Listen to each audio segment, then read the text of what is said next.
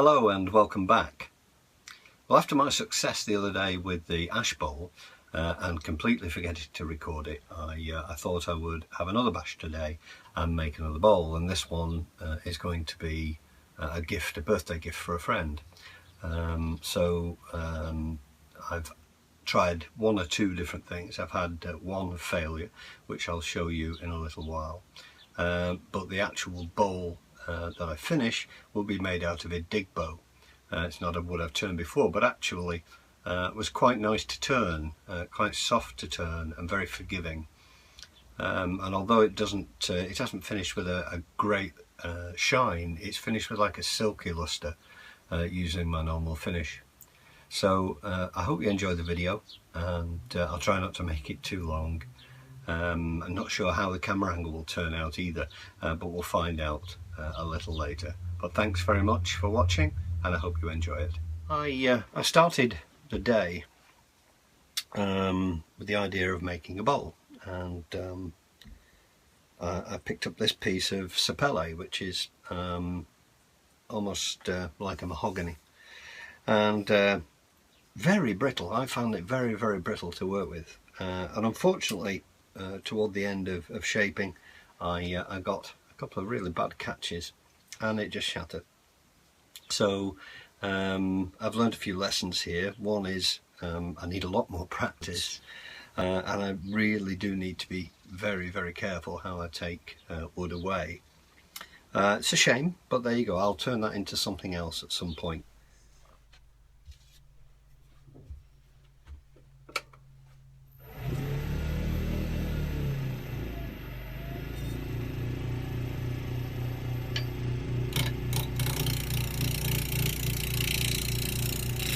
So what happened here is I didn't quite have the tripod set up properly on the rubber mat, and with each pass you can see the camera panning left. It's quite a nice panning effect, but unfortunately I didn't notice it at all, and by the time I noticed it I'd missed a whole chunk of the work that I've been doing. So I've had to cut, and this is the next open piece after I'd adjusted the camera back as I work on the outside of the bowl.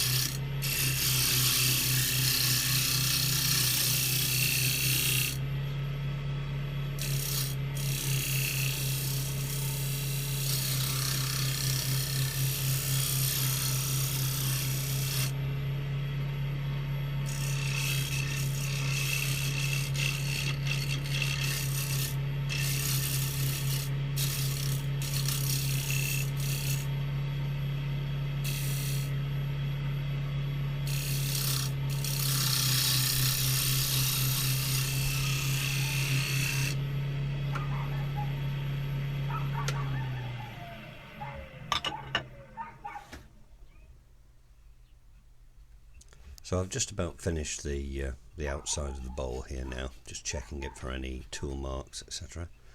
And then I go on to finish the outside and the base. Unfortunately, in doing so, I was stood in front of the camera all the time, so you couldn't actually see anything apart from my back. So I've edited that out. I've put it in my must do better list of things to do.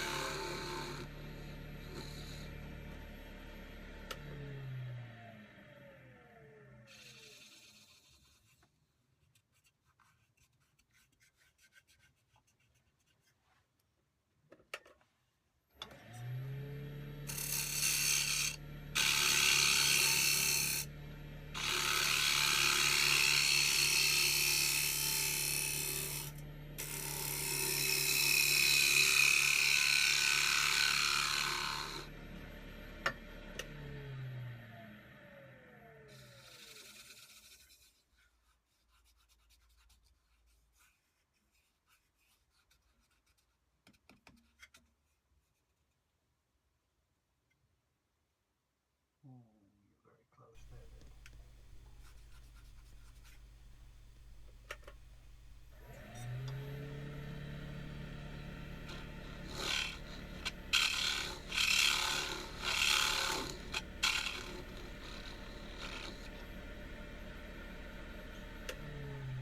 So having got the base to a nice gentle curve, now start the sanding process. Starting at 120 grit and going through to 400 grit, which is the finest I have in my armoury currently.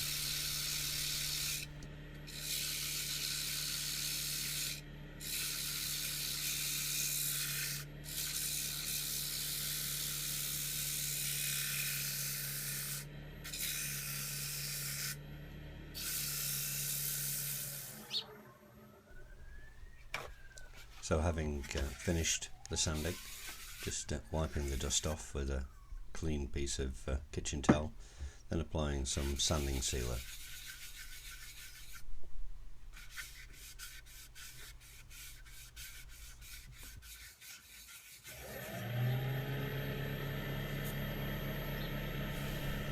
So on with the wax, and then just a final buff at a slightly higher speed, just to give it a nice finish.